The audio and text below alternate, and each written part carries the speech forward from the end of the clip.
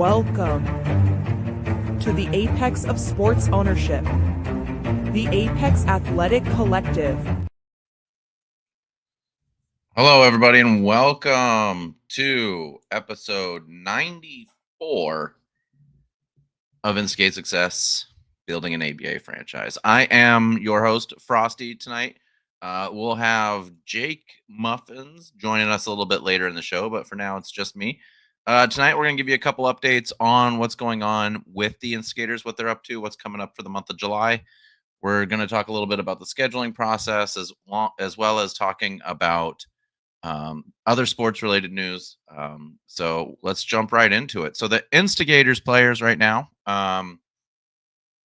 if you're in the Indiana area, have been playing in a couple of leagues to kind of build chemistry and such. We saw that last year. It was the strategy that the Instigators used playing in the IBL Gold Cup Pro-Am League, which they won. And this year they're playing in a league in Noblesville, Indiana, which is just west here of Fishers, Indiana. Starting the playoffs, I believe they've lost 3 games in that league. It's an interesting league. We've seen, we don't record that league.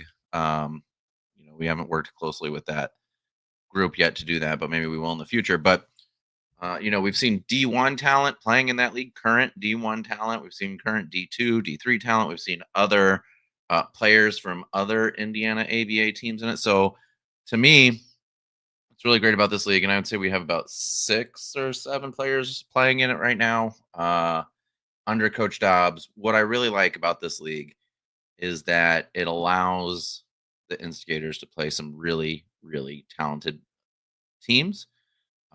On a shortened clock, it's a 20-minute half. I believe, 20-minute half, but it's a running clock, so it doesn't stop. 1 shot for free throws and things like that. I've been able to go to a couple of games. They were on Wednesday nights. Now they're on Monday nights. The playoffs are this weekend. We'll give you a report of that, but the Instigators look good. It's also given us an opportunity. Coaches brought in some players who are thinking about playing for the Instigators or just people she's trying to scout, and I think they've played fairly well. What's tough, I think, about a summer league for a pro basketball team, what I've learned from this process the last 2 years, is that particularly the first year was about getting chemistry, and this year is too, right? We still want players to get chemistry, but that chemistry is much further along, I would say, this offseason than it was last offseason, just because the players played a lot together, frankly, that are playing for us in the summer league. But what I think is difficult for folks is to remember what the goal of a summer league is, particularly for our team, right? We play in 2. We play in this one, which I just talked about where we're in the playoffs. We just started another one on Thursdays that's in Fort Wayne. It's a true Pro-Am league, has players that played overseas, again, really talented. We've played 1 game in that so far. We barely lost. But that league is the purpose of that league, which is similar for us but different as well, is that we want, for the Monday night league, we want to give guys reps, right? Guys that, not just starters, not just guys that are playing big minutes in the ABA. We want guys who are younger, who are developing. We want them to get more minutes too, right? So it's not always about winning and losing. And I told the guys that, like, I want to win every game. Don't get me wrong. I also want to play the highest talent possible. And I want our players focused on an ABA championship first and foremost, which means that they're putting in the work. They're doing the things in that league beyond just trying to show out and score 40 points a game as a player, right? But helping their teammates along, bonding, talking through plays, right? Helping the young guys get more caught up, assessing players that aren't on the team but might join the team, right? Doing all of those things along with developing themselves, getting into conditioning, right? Those types of things. So that's the purpose of the Monday Night League, really.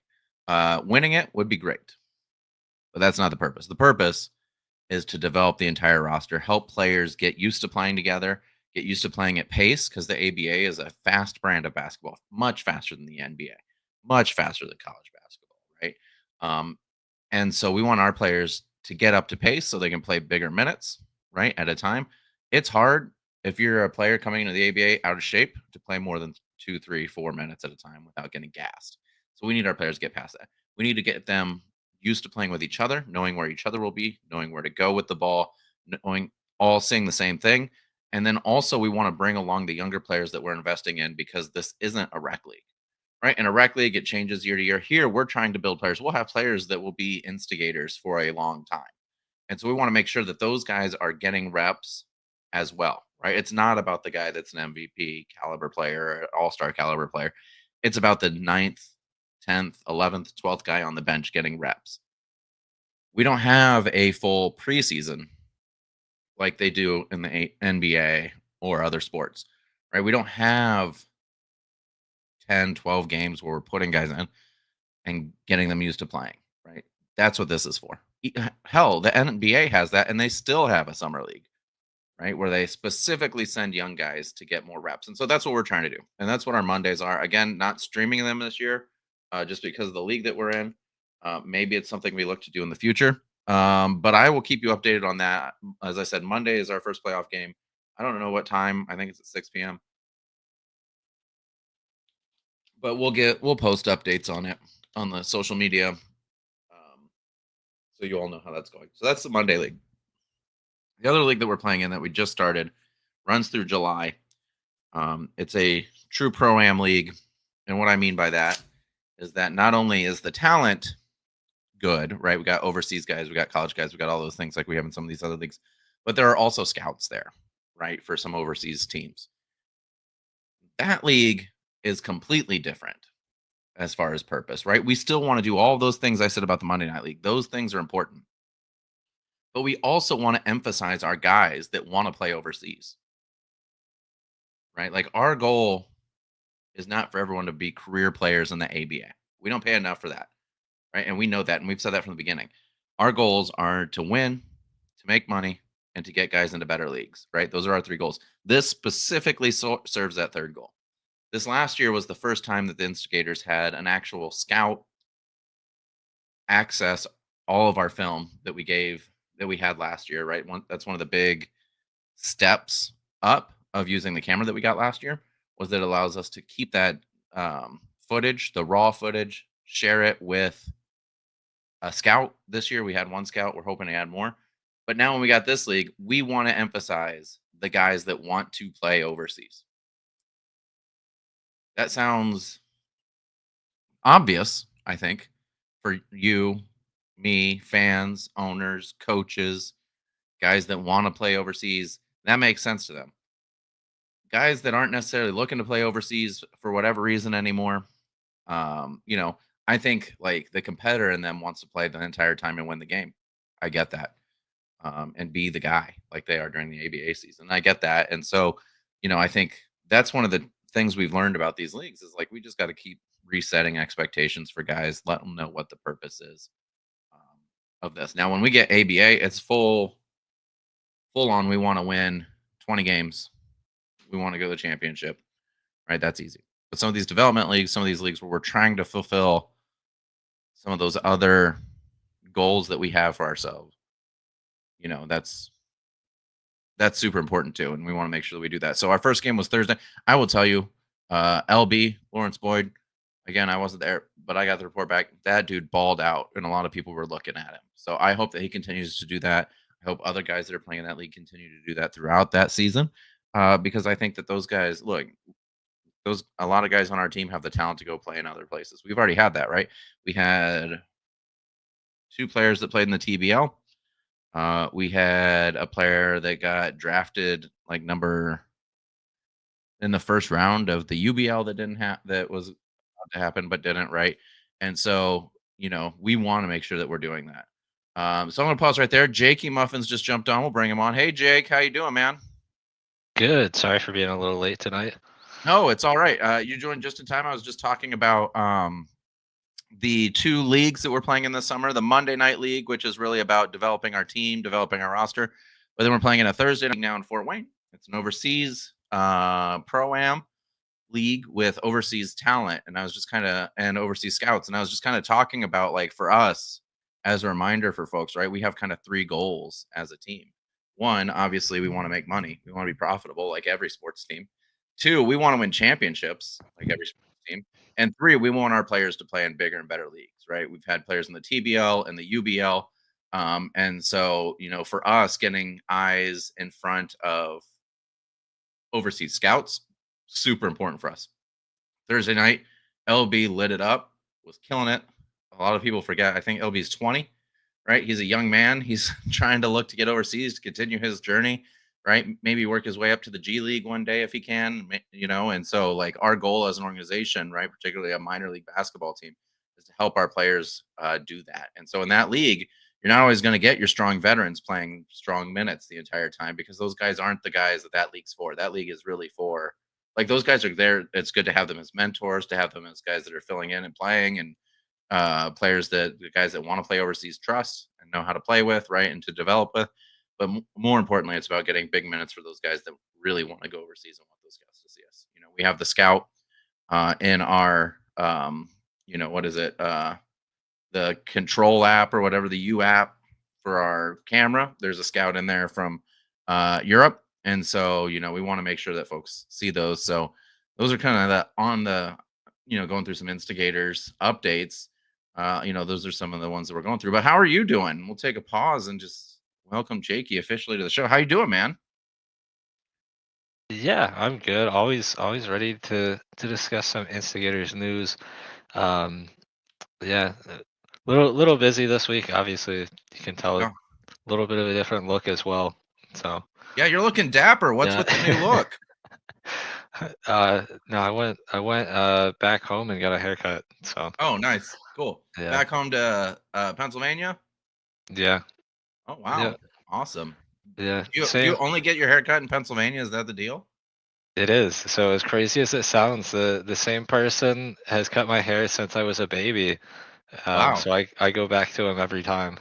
Wow, that's crazy. I had a guy that cut my hair as a kid, obviously. His name was Joe. Great guy. Although he called me a nickname that I won't repeat because I hated it from when I was a kid. But now I have a new barber here. And my barber shop is actually really cool. Valor 3. I'm gonna give him a free plug here in Fishers if you guys are ever there. Run by I think three brothers. But they serve a free beer or coffee every time you get your haircut. It's a great place to hang out. Open during COVID, Interesting. and they're still a hot place. So now I go there every 6 weeks. Yeah, yeah, that's interesting. Yeah. I guess I'll shout out mine as well then. It's in Pembroke, which is right by like Harrisburg, Pennsylvania. Uh-huh. Dave's House of Hair. He runs it out of his place. So, That's crazy. uh, Dude, the guy that cut my hair as a kid ran it out of his place too. But that's because he didn't have his license up to date. oh yeah. Yeah, yeah. So I got the friends and family discount because that's all that he could cut their hair. Mhm. Even though he was traditionally trained. Yeah. Um, Anyway, just a couple other things on the instigators before we move on to other sports news. July 12th will be our next tryout, 1 to 3 at the Harrison Center. I think we'll start, hopefully, Jake, I'll send you the stuff and we'll start blowing that up on social media starting this week. Mhm. Our goal is to get, 30 to 40 guys there like we did our last tryout last year at Best Choice. This one's actually in Indianapolis, which is nice. I think it'll give us a nice little draw. And I would say the thing that's different about this year's tryouts compared to last year's tryouts is we had most of our roster by the end of the first tryout, right? Like, after that first tryout, we brought on some guys that didn't stay with us very long and some guys that did. And then the second tryout, we really were trying to fill 2 or 3 roster spots, right? Although we took on more and then kind of cut it down as the fall went on.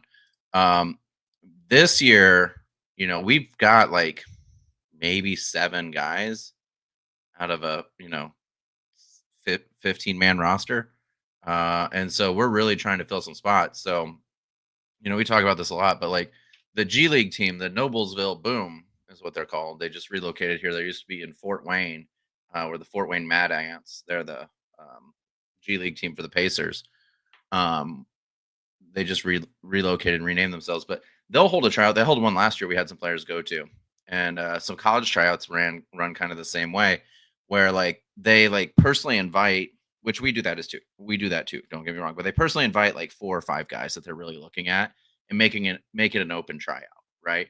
And then like those guys go work out like over here, and everyone else goes and works out over here, unless like you're killing it. Um, we don't, right? Like, because we need guys, right? We're looking for guys. Almost every player that's ever played for us has made it through a tryout or a workout with us, right? And so, um, I think that that's a huge opportunity for folks in the Indianapolis area that want to play pro basketball. It's coming on July 12th. The way it works is if we fill our roster on July 12th, we don't hold another tryout, right? If we don't, we need to hold another one, then we will. So don't hold out, is what I'm trying to say to folks, right? If you want to be a pro basketball player and you think you have the talent, um, don't procrastinate and hope that we're doing something in August. Show up now. So that's coming on July 12th. So I was telling folks, Jake, we have our Monday night league that we're in. Playoffs start this week. We lost 3 games during the regular season. All of them were super close. Against one of them, the whole team was like guys that play like D1 and D2 in college. It was a close game. So I'll keep folks updated and you updated, and we can post on social media and stuff how that goes Monday night. But that's Instigators news for I don't know, June 20th. Yeah, no, I mean, I'm definitely looking forward to that upcoming tryout, though. Like you said, last year we had 30 plus people at the tryout. If we have those numbers again for this upcoming tryout, we definitely can, hit that point where we fill the roster. That's right. We're about halfway there. So, like with our current roster, but if we have ballers show out and we have a good player pool, there's definitely opportunity to get signed at that tryout. And then, obviously we only have so many spots we can have. Once they fill up, they fill up. Um, but you mentioned the G League team. I'll be honest, I feel like that might be a little bit of a downgrade as far as the team name, going from the Mad Ants to the Boom. I totally agree. I get why they were called the Mad Ants, because Fort Wayne is named after a guy named Anthony Wayne, right? So it's a play on words. But yeah, like the Boom is an uninspiring name to me. It's the second best basketball team name in Hamilton County, right? Yeah. I will tell you too, they're building a new arena not far. So it's crazy. Fisher's Event Center was just built last year, which is where the hockey team plays, the volleyball team, and the indoor football league team. Right? Mhm. They all play there. I think it sits like 11,000 or something. Right? It's a decently sized small arena. If that makes sense. Yeah. And then the Noblesville Boom, they just put theirs in. I think it sits like 3,500. Right there on I-69. It's like 10 minutes from the other one. So it'll be interesting to see like what kind of events they get there. And like how that venue does outside of the Boom. I think the Boom will do relatively well, especially after this year. But I that's a terrible name. And the logo, I can't even remember what it is, to be honest with you. It was so uninspiring. I want to say it's like a firework blast. You know what I mean? Like it's really, I don't know. They should have, I'll always advocate for this. They should have named it's just a firework blast with Noblesville Boom and the Pacers basketball in it. They should have let the community name the team, right? Like we did. Yeah. Like all good organizations do. That if you do that, you don't get like the Commanders. You don't get teams like well, I guess it didn't really work in Utah, right? They named the Utah hockey team. I don't know if you saw this. They let the community name the team, and then it was like already copyrighted or whatever. Yeah. Which is too bad. But I think they're going to be the Mammoth now, which I think is a good team name. Mhm. Yeah, yeah, I seen that, and they had like, a certain amount of logos to choose from as well. Yeah. But I think anytime you can have any kind of fan interaction, that's the route to go. Yeah. Yeah. So, we thought we're going to try to call the Boom and set up a meeting with them and, give them some advice on how to run their program. Um, But yeah, no. So they'll be here. It's an exciting time in Hamilton County, but that team name is terrible. To your point. Speaking of the boom, though, let's talk a little NBA. Let's talk Pacers. Won last night, moved it to Game 7. Are they going to do it, Jake? That's the question. Pacers or Thunder? Who you got? Game 7. It's in Oklahoma City. I know. I feel like we both want something to happen. I don't know. Yeah. I don't know. So I haven't watched it like hands on for most of the games. I've pretty much just watching highlights as far as it goes. Yeah. I don't know. I mean, it looked like the game last night was pretty one-sided. Yeah. It If was that by far the least competitive game. Yeah, if that can carry over, I mean, then it looks good. I don't know. It's just hard for me to say like in a game 7, home court I feel like is so advantageous when it comes to closing out the series. Yeah. I think I would be leaning towards the Thunder in that. Obviously, my heart though, I want the Pacers to pull this off. Yeah. No, it's really interesting. I go back and forth on it. I thought they were going to lose last night. I thought the Thunder were going to wrap it up last night. Mhm. Everything was going the Thunder's way up until the tip off. And then it didn't. For me, a couple of things. This is why I think the Pacers are going to win. I've flipped, and this is why. 2 reasons. Number one, last year they beat the Knicks in Madison Square Garden, Game 7 in the playoffs to move on. So they know what it's going to be like in there, right? Because it's basically the same team. They've added a couple players here or there. 2, I don't think a magical run like this will happen again next year for them. And the Thunder are much more likely to make the finals next year. So I think the Pacers have to win this one to close out the Cinderella story. Just like Yeah. everything that's happened. I saw last night they're the first team in playoff history to have 5 players score 200 points in a single playoff, which is crazy. Like they're just on this like crazy run that you can't believe. And so I think because of that and the staying power of the Thunder, I think the Thunder will be back next year, probably going to win the championship next year. I don't know how the Pacers get there again. I don't know how they got there this year, right? I don't know how they made it to the Eastern Conference Finals last year, but everything that team's done since the playoffs has started has shown me that they're going to win this game. So Pacers will win this game by 2 points, Game 7. It has to end that way. I feel like Halliburton with the game winner, who didn't look terrible last night, even though he has this injury. Yeah, no, I mean, I think that's logical as far as everything you said on that. I mean, if you think about it, like in the past, however many years, there has not been a repeat champion in the NBA, and I think you're totally right that the Thunder are going to be back. Because of that, that actually does make me kind of feel a little bit more in line with the Pacers pulling it Yeah, off this time around. Because realistically, I mean, there's a lot of teams that came out of the East you would have thought were better than the Pacers, yeah, going into the playoffs. Thunder, though, looking in the future, they're a very young team. They're set up very well for the future. Um, absolutely. Pacers kind of just have that momentum, the luck on their side this year. The crazy shots they've hit throughout the playoffs. Um, but yeah, maybe it is just destined to be because of that. Yeah, that's what I'm riding with. I was wrong last night. I could be wrong in a couple nights' time, but that's just how it feels. Like you see it every now and then.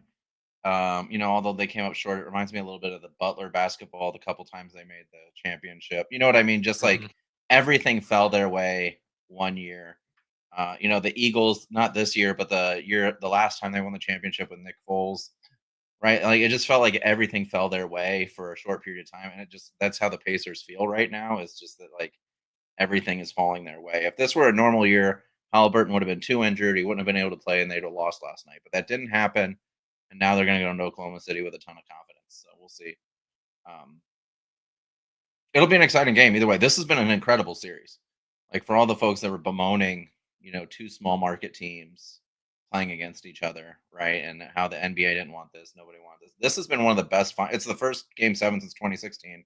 It's been one of the best finals in a really long time. Every game's been really competitive. You got stars on both sides, putting up points at will. Both teams run really fast and high paced basketball. So it's been a lot of fun to watch. I'm kind of sad to see it go. But also, like the NBA playoffs have been going on for 2 months now, so I'm kind of ready, but only if the Pacers win. Yeah, yeah, no, it definitely has been. As far as the whole playoffs in general, I feel like this year we're, a lot of good games, a lot of competitive series, and ultimately, as much as people complain about the two smaller markets, I think that's great for the NBA actually. It helps build their value as far as these both of these teams and their markets. And it kind of shows like you don't necessarily have to be a big market team or a big budget team necessarily. You can build a team and, eventually get it to the championship, the finals. Um, and I will say like with the Pacers especially, it's been a very well-rounded team effort. I mean, obviously Halliburton's had the magical shots to win a couple of these games, but I would say honestly, like again, I've watched highlights. I've watched probably just as much of the games, if not a little bit more than Stephen A. Smith.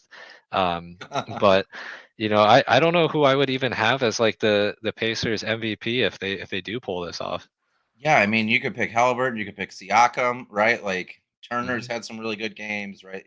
The entire team has really shown up and shown out. Like I said earlier, 5 guys scoring over 200 points in this year's playoffs is insane, right? To have a team do that, and it speaks to like what the Pacers, going back to, I would say like it's always been this way. It feels like, but since the mid 2010s when we were battling out with Cleveland those couple of years in the playoffs when LeBron was there. The Pacers have really prided themselves on being on teamwork and working hard and having no huge star, right? Because again, small market team, and they've made like the right trades to get the right types of guys here. It's not OKC. A lot of their roster was built through the draft, and a lot of Pacers were drafted as well. But they've also went out and traded for some big guys that aren't like huge names, but guys that are really productive, right? Like last night would not have happened without Pascal Siakam scoring the way he did. And so, as much as I talk about like Moneyball with Oakland, it'd be, well, I guess whatever they are now, the Athletics. It'd be really interesting for folks to study the last two Pacers teams and see how they were so successful and still under the luxury cap. Yeah, absolutely. And both of the teams, the Pacers and the Thunder, built off of ex Paul George rosters. So they both funneled their roster. Obviously SGA was involved in the Paul George trade. But it's interesting to for that note too, because I don't think Paul George has a championship He as sure far as I doesn't. remember. Yeah. Yeah, sure doesn't. Laid an egg in Oklahoma City and hasn't done it in LA yet. Um, but yeah, no, I think I read something like 4 or 5 players in this team on this finals for both teams came out of a Paul George trade. Best thing Paul George ever did for Indiana was ask to leave. Yeah. So he was a great player when he was here. I'm not gonna lie though, he was. But I can throw shade now. Um, One of the things I really like though is just like listening to Reggie Miller on commentary. You know he's trying to be partial, and you also know that he can't. Hmm. Because honestly, if it weren't for the era that he played in, that Pacers team probably would have won a championship that he was with, and it never happened. But like clearly he's happy for the team. He's still kind of a Pacers guy, and like it's cool to see that. Yeah, Well, absolutely. yeah. Well, I want to go to what my new segment, Jake, that I just created this afternoon. Mhm. I'm calling it the Cricket Minute. Okay. I'm going to talk about Major League Cricket for no more than a minute, maybe.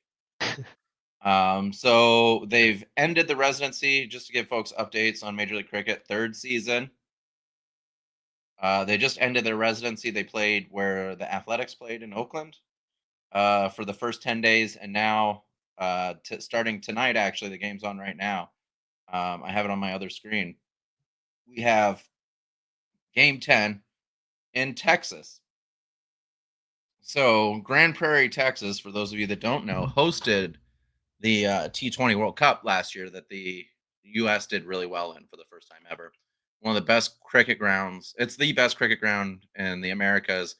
One of the best in the world.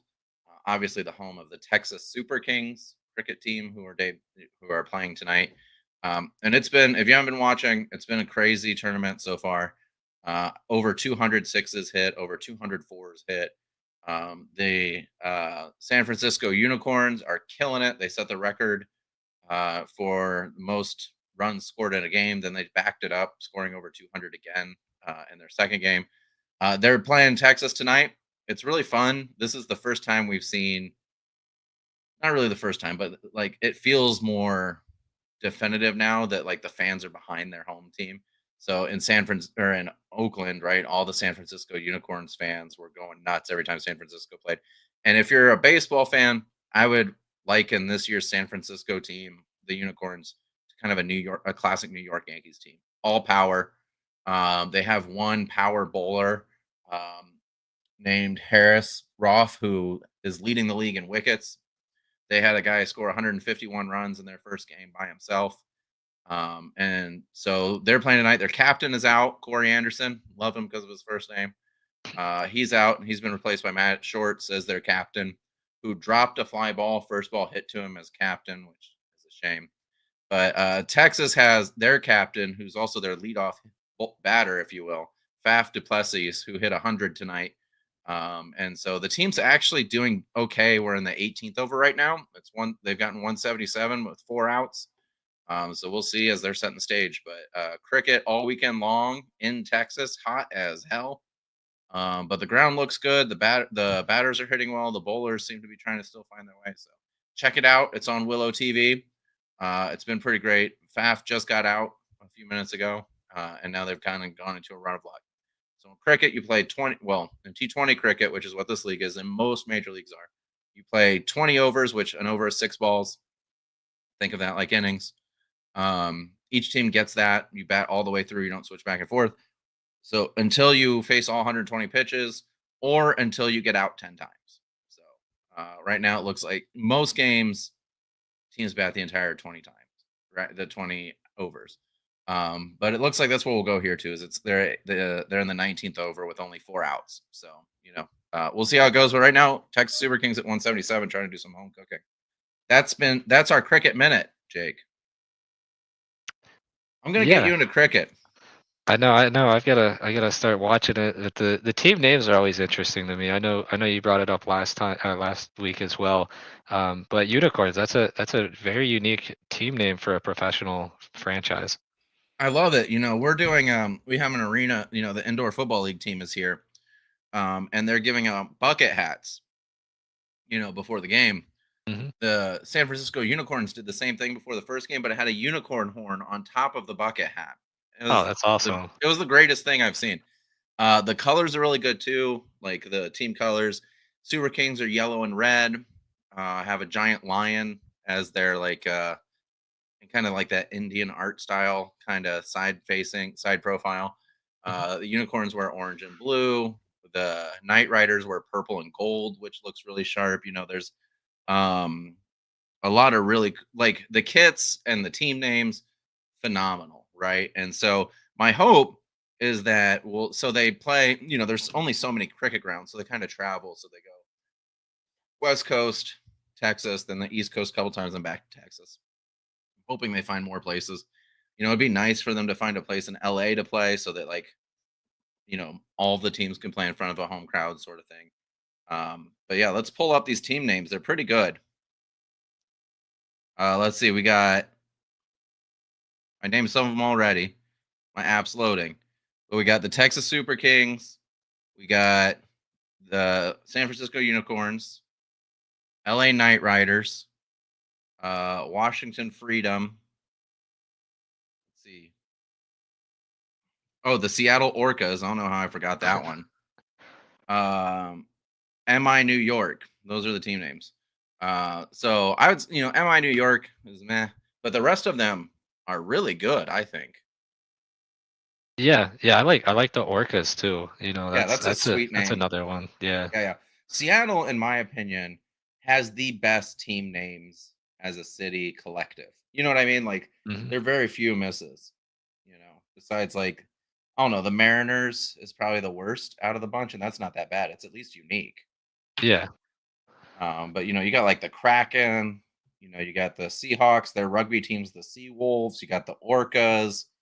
The Supersonics was a sweet name. You know what I mean? Mhm. They really Seattle. Kudos to the city of Seattle, man. They know how to name a team. Yeah, and solid logos too. Yeah, Sonic cheese conies. Yeah. No, that's a. I do love some Sonic. Yeah, I think the last time I went to Sonic was back when the FCF was around actually. It Really? was I was in Atlanta. I don't remember exactly why, but I was staying a little bit away from Atlanta and everything around me was closed, but I was close enough to the Alabama border Yeah. that Sonic was still open for another hour because of the time difference. Because Oh, okay. so Yeah. I drove to Sonic and they were still open and I got some food. What time zone is Florida on? Florida's East Coast. Is it? I know Yeah. for a while they were thinking about going to Atlantic time. Yeah, I think that might be I don't know if they did switch it over. Like the Panhandle, I know was considering that. Okay. But I don't know. I know Indiana's weird too, like where it's like, certain spots are different time zones too. Yeah, we have a couple counties in the northwest and the southwest that are in central time. Everything else is in Eastern time. What's really crazy is before that, until about I want to say like 2009, maybe like around that time. Don't quote me on that. Indiana didn't adhere to daylight savings, Oh, so half the part of the year we were in Central time, the other part of the year we were in Eastern time, the entire state, and everyone hated it, and because you never knew, businesses. I'm sure it caused havoc. yeah. But then when they decided to go with, okay, we're going to pick a time zone. Then there was all this like hubbub, or like between business owners. Like some of them wanted to be closer to Chicago time because it's who they do more business with. Others New York, right, and like Cleveland and Detroit. And so it was a huge argument. And this is the compromise we got, which is that when I went to college in the same state as my parents, I was an hour behind them Yeah. in time. So it was interesting. Well, here we are. Let's check in with our Oakland Ballers. Speaking of Oakland, talked a lot about that tonight. Mhm. So I looked up. The Ballers are now in third place in the Pioneer League. They've moved up 2 spots. They're 18-9. They've lost the last one, but they've won 7 out of the last 10, which is where we were last week. Winning 7 out of 10. So it feels like they have their groove. I read their closer is on a tear right now. Has 5 saves this season out of the last 6 wins or something like that, like tearing it up. So the Ballers are moving up the standings in the Pioneer League at just the right time. I always tell folks that you can't judge a baseball team until you're 40 games, because until then, you're still trying to figure it out. I think it's probably a little less than that for the Pioneer League because they don't play 162 games; they play a little less. But we're at what is that now? 18-9 is what, 27. So we're getting close to that, right? I would say 30 to 35 games. We kind of know who we are, and so I think we're safe to say we're probably one of those teams that are battling it out for the top of the league this year, which is cool to see. They're doing a lot of things right, to be honest, over there with the Ballers. Not just on the field, obviously, but off the field as well. So shout out to the Ballers, man. Yeah, yeah, definitely looking good so far. But yeah, as you mentioned, off the field, just as good. They have that lease got extended with the Oakland arena there, so they'll stay in Oakland, which is awesome news. Not just for the team, but for the city, Yeah, to still have baseball and to continue to have a team in the area. Obviously there was the new owners that joined, the celebrity owners. yeah. But just overall, I feel like the business that the way they've been running it has been very successful. Yeah, and I think folks forget they're in like their second season. You know what I mean? They haven't been around a long Yeah. time. In fact, they swept Ogden early in the week in Utah, or I guess last weekend in Utah. It was their first season, or it was their first sweep of a series ever. Right, the first time they've ever won 3 games in a row against a team, and they beat the Raptors. So like they're still a young team, only in their second season, a young organization, I should say. still trying to feel it out. But to have this much success, they were competitive last year as well, right? Like they weren't your typical expansion. Bodes well. Obviously, the passion and literal buy-in of the city and celebrities. It reminds me a little bit of like what the St. Louis Battlehawks are doing in St. Louis for football, right? Where they're selling really well. The community's bought in. It's kind of this like rebellious thing, which is really cool to tap into. My question is like, when is San Diego going to wake up and do something similar? Because they really can, right? Losing the Chargers. If San Diego cared, I don't know. Maybe they didn't. Yeah. But clearly Oakland did. And it wasn't just like the A's, right? Oakland lost the Raiders and the A's. So like everything. Right. And so hell, I mean, even like the Warriors are playing in San Francisco now, right? And Yeah. so it felt like an Oakland team up until that move. So they've been hit really hard as that community sports wise, and it feels like it's because of greed of owners of big sports teams. So it's really cool to see someone step up in the community and say, "No, we got this," and they're being rewarded for it. Yeah, absolutely. I mean, Oakland's always been a very passionate fan base as far as their sports teams.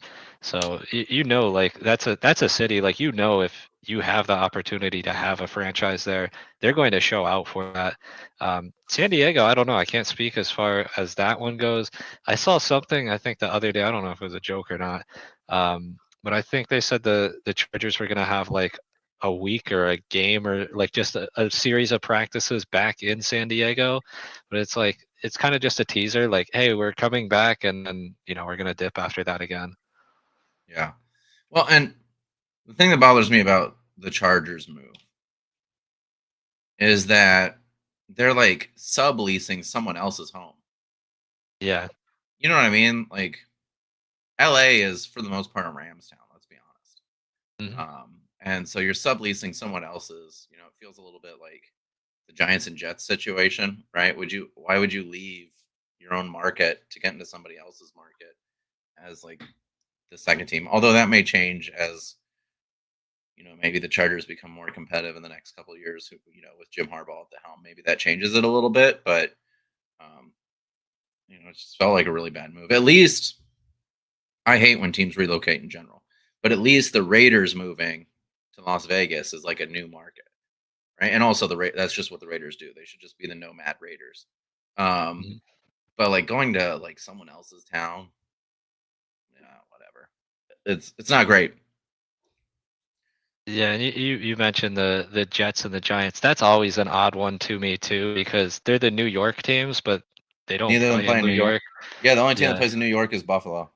Yeah. So like when I lived in New York and my family up in New York, that's always the joke is like, there's only one real New York football team. It's the Bills. If you're That's right. cheering for someone else, you're cheering for the New Jersey team. That's right. Or the XFL team was the New York, New Jersey Hitmen because they played Oh in New yeah. Jersey, but they wanted the New York name. They were terrible though, and serves them right. I will let you know though, in my current Madden save, I am the Giants, and I have moved them to Brooklyn, so they are a true New York team. I renamed them the Monarchs because that's what the fans wanted. Kept Mhm. the blue and red, but I don't get it. New Jersey, like I feel bad for New Jersey. No one wants to actually be Yeah. New Jersey, right? Even the Nets, when they were like one of the few teams that claimed New Jersey besides the Devils, and like then they moved to Brooklyn. Hmm.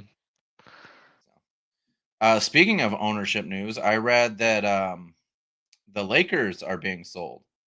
Yeah. 10.5 billion. The Bus family is selling the Lakers. Uh, that's a crazy number to me. What's your take on that?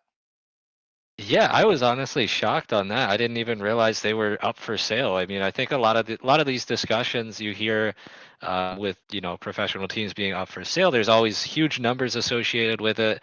What was it? The Washington football team at the time, I think that's what they were Yeah, called, were up for sale recently, and then obviously they had that large ownership group step in, and they yeah, were sold there. But the Lakers are just like they're an iconic brand, like worldwide. Everybody knows who the Lakers are. So for them to be for sale, that's crazy. I don't even know if there is a legitimate number I think you can attach to the value of that organization. yeah. It's really interesting. I hope for Lakers fans, it feels like they've just kind of been like on the court at least, just kind of floating since Kobe left. You know what I mean? Mhm. They haven't really been able to find their way. Obviously, they won, with LeBron, and that worked out for a season or so. And now it's just kind of like, they had the publicity stunt with LeBron and his son, which is it was good TV. But hopefully they get back to being the Lakers, right? And that's what you want to see, because one of the reasons that brand is so strong is because the dominance of the Lakers for so long here in recent history. And now it hasn't happened in a while. So, but I that came out of left field for me as well. Everything's for sale with the right number, but $10.7 billion. Nobody heard about it until it was a done deal. Really, it sounded like, but that's crazy. Yeah, no, the Lakers are really good at keeping their conversations behind closed doors. It seems like, nobody Yeah, knew about the Luca trade either until that was a done deal. yeah, Um, but I mean, they've got a chance, going into this offseason. They could be a legitimate contender. I think they really need, a big man is ultimately what it is. They got rid of Anthony Davis. yeah, Obviously he's always had some kind of injury concerns along the lines yeah. as far as making it the full season. But as far as the front court, I think they're set up. Maybe they need some depth. But really, I think a big man, if you can get a solid big man for that team, they are positioned where they can be competitive. Yeah, it'll be interesting if they get in on the Giannis sweepstakes, if that's a real thing. I'm not convinced it is. Hmm. But that'd be interesting to see if they get in there. Honestly, like, outside, I don't know what their assets look like now. Like, who on the Lakers is attractive enough for a big get like that? You know what I mean? Like, Yeah. it's pretty hard. But I think you're right. They probably need to find a solid center, a solid 4 or 5, to help them out. Um, and I think they'll be right there as well. So I think the Luca thing will work out eventually. I think it worked out decently this year. I think it'll just get better as it goes. But who knows how much longer LeBron's going to play? And then you're kind of in this whole other era. Really the Luca era at that point starts, and not until then. So Yeah. Do you think LeBron stays around so that he can play with his other kid as well, Bryce? He's going into college this year. yeah, and that's really interesting. Realistically, I think Bryce is probably a one and done. Mhm. I think he's the better of the two James brothers. I don't know if the Lakers can orchestrate getting him as well. That's the question. You know what I mean? Yeah. I always joked around that I thought the Pacers' best strategy to win a championship was to draft LeBron's son so that LeBron would be traded to the Pacers. Um, but in all seriousness, I think he does. I think he'll stay around while his son's in. I don't know if they'll play together. It's hard. You know what I mean? Like, Hmm. Bronny was a little different because Bronny was a second round pick. Should have been a second round pick. You know what I mean? I don't know. His youngest son, I think, is much better. Yeah. I think we both had the feeling though when it comes to the NBA draft lottery, That's there's true. definitely ways for that to be manipulated, and there's a way the Lakers, I'm sure, could wind up in a position, if need be, to land him. If that happens, do you play all three James? Do you start all three of them the first game of the season if you're the Lakers GM? I feel like you do just because you sell out automatically. Like you do Yeah, that automatic sellout. You get whatever primetime network is showing the games that day. You yeah, get everything possible if you do that. yeah. Although I will say Bronny played much better in the G League later in the season and was fairly, I mean, not all star or anything. He was productive enough later in the season in the NBA as well. I think he'll be a fine role player one day. Hmm. But yeah, I would do it too. It's never going to happen again. Yeah. I would think, a 5-man roster and three of them are, father and son. We've seen some others, like the Bronny situation, Ken Griffey and Ken Griffey Jr. and things like that. But yeah, I feel like if he's available, they got to go for it, especially if he's a good player. But I think LeBron probably has like 2 or 3 years left. That's my prediction. He's going to be around for probably 2 or 3 and then call it quits. Yeah. Yeah. Although who It's knows? He's still scoring, over 20 points a game. Yeah, it's reminiscent of like the Tom Brady situation where it's like you don't know when he's actually going to retire because he's still dominant in Yeah, his sport, and he's elite, but maybe not at the same level of eliteness as he was in the past, but like comparatively to the average player, still far above that. yeah, absolutely. You look at that run where he went to 11 straight finals, which is an insane number. Mhm. That LeBron would have gotten this Lakers team to the finals, right? Oh yeah. Um, but that being said, to your point, LeBron James is an upgrade on almost every roster, Mhm. right? And so, it's really up to him. And so the question is he gonna get to the point where he's like, okay, I'm done? Or is he one of those guys that we've seen some of these vets in the past that just go on forever and ever and ever because they can and don't want to leave? You know what I mean? You see it in every sport. And so that'll be the question. I think, if you're LeBron James, do you want to prove a point by playing in the league at 50 years old just to say you did? You know what I mean? Yeah. I don't know. I don't know what motivates him at this point. If not, he can play for the Instigators. Yeah, absolutely. He's always got a contract on the table. He's just got to, sign it whenever he's ready. That's right. We'll give him 75% of merch sales. Yeah. Hell, we'll give him 99% of merch sales. Just give us 1%, LeBron. Yeah, I mean that's fine with me too. Yeah, We can work out the numbers, whatever he wants to do. But yeah, yeah, 99-1, that's okay. yeah. That's fine with us. But I don't know. I hope he plays. I think that folks have like gotten too used to LeBron and just like forgot or haven't noticed like how good that guy is. And I've heard every argument against it. You know what I mean? It's especially here in Indiana when he was in Cleveland for so long. We're not huge LeBron fans, but like, so I've heard every argument against like LeBron's greatness. But man, it's hard to deny even now, right? When he steps on the court. And like you look at him, he's evolved his game. One of the things he's a much better 3-point shooter now than he was earlier in his career. Those types of things. A much better defender. And so it's just interesting to see him grow and evolve and play. So I hope he plays. I hope he keeps playing. I hope he plays for the Pacers. That's what we need. Yeah. Imagine LeBron on this Pacers team. How good would that be? That would be crazy. I can't imagine he would do that. But that would be I mean crazy. Yeah, They definitely would be set up if he were to yeah, join. yeah. No, he's not doing that. It'll be interesting to see win or lose on Game 7 if the Pacers. The owner has said he is ready to jump in the luxury tax bracket. It'll be interesting to see if that actually happens and what that looks like.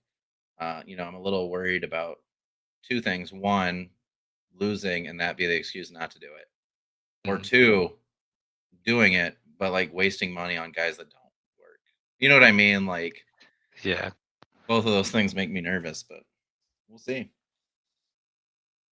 And then, obviously the other side with that, anytime you go on a run like this, then you got guys that when they enter the free agency market, they're going to have higher offers than they would have had they not went on this run. So then you might have to also go into some kind of price matching situations and outbidding and all that whole shenanigans. Yeah, I think when you have a team that's played as well as a team as this Pacers team has, everybody's stock went up. Hmm. Every person that's dressed for a game, their stock has gone up. Oh, the water boy stock has gone up. You know what I mean? Like, so yeah, they're all gonna hopefully, which is great for them. Hopefully, get bigger and better offers. But that means Pacers got to pay more money to keep them too.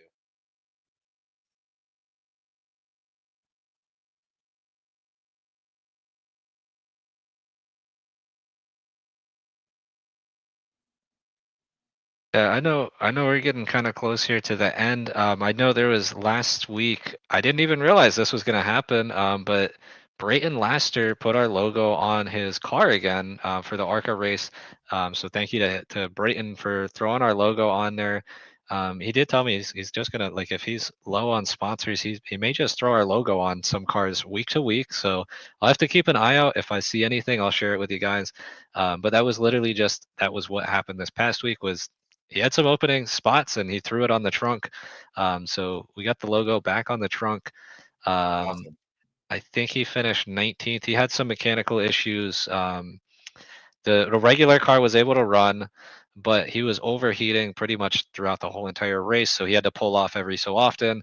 They dumped a bunch of water in there, run it again until Oh it yeah, runs out. Keep doing that until eventually, it gets a little too hot. You can't keep doing that. But yeah, always cool to be a part of that. And he's a local guy. It's a smaller team. It's very similar. I feel like to our organization where absolutely. you kind of just you get it done with what you can get done, and then you keep trying to get better and better. That's right. But shout out in our Discord, Peanut. He saw that that we were on in last year's car. He brought up a great point, and it has not been discussed, but if it happens, it'd be crazy. So Brayton is one of the drivers in the upcoming NASCAR game, Yeah. and his Yeah, because car, they're doing ARCA for the first time, right? they are. So they have I think 56 licensed ARCA drivers. I Okay. have no idea if that means our logo is going to somehow manage its way into that game, but I definitely hope so, and that would be crazy. It definitely would be the go-to car, if that does happen. Yeah, it'll be really interesting for sure. It's going to depend, obviously, when they um, do the scan of the car, right? And so I Mhm. don't know when that is, but that'll be interesting. I hope it's us. If it is, we'll drive it as part of our arson team when we Yeah. launch that on NASCAR 25. But yeah, that's dope. And shout out, like you said, to him. Awesome to get on the car again. If he keeps putting us on the car, I think he's going to keep moving up. So, I Mhm. just want to help him do that. But yeah, I agree, man. I love these like young, scrappy teams. Um, so that's great. We'll keep an eye out, keep us updated. I know they're coming up to Indianapolis soon, so I hope, definitely he wins the home race there. Winning's Yeah. hard when you're a small team, but I'd like to see it. I think you get top 10 if that car runs well. I think so. In ARCA, there's like a couple of top tier teams. So like Venturini is like the main one that's the top tier. If Yeah, Joe Gibbs shows up, obviously Joe Gibbs is up for there. sure. Um, but I'd say those are like the two main ones. There's a couple of like mid tier ones too that normally run, top 10 or so. Yeah, Um, but I think, if you built you get those ones out of the way. If you can have a solid race, I think a top 10 is definitely attainable. yeah, I think so too, which would be cool to see. Well, to end it, tomorrow we have game 3, which is technically game 4.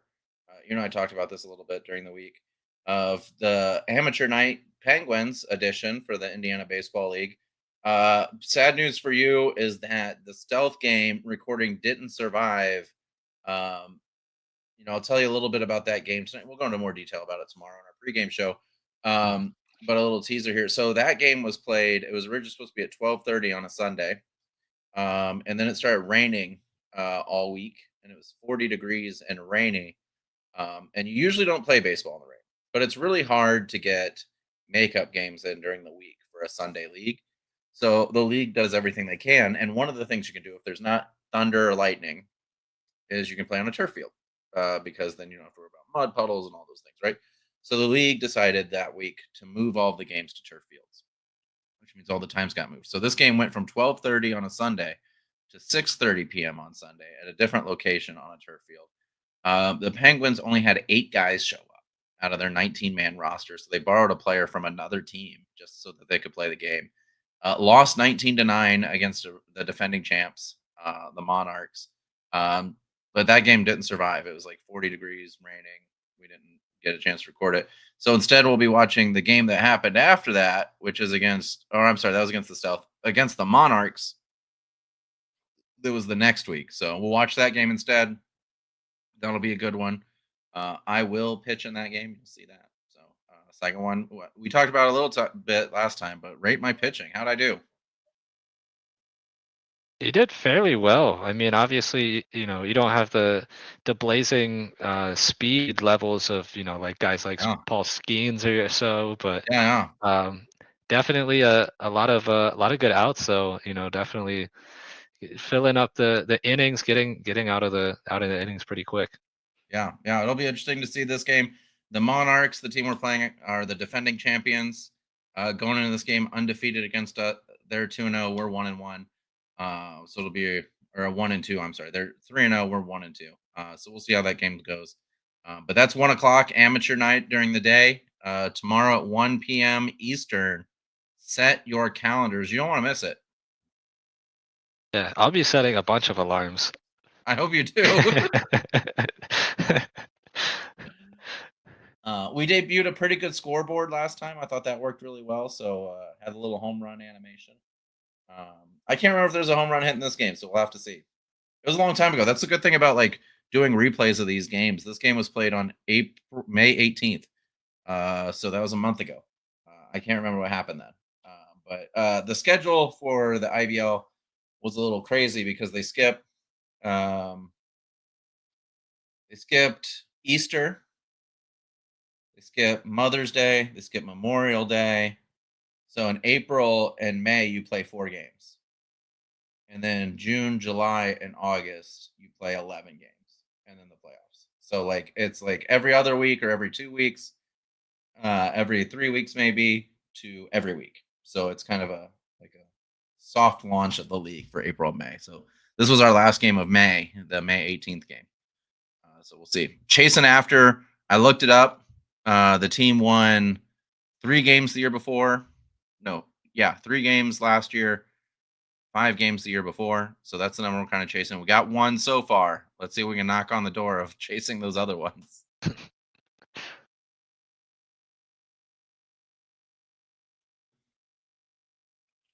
All right. Well, with that, Jake, I think that's the end of our show for the evening. Thank you guys for tuning in. We got through some good stuff tonight. We talked about the Instigators, we talked about the Ballers, talked about the Penguins, and we talked about cricket, the Cricket Minute, the highest rated segment in this podcast history, and other sports. So a lot of fun. I will see you tomorrow at 1 for the Monarchs versus the Penguins, amateur night during the day, baseball edition.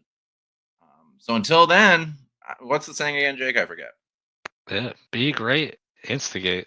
We'll see you later.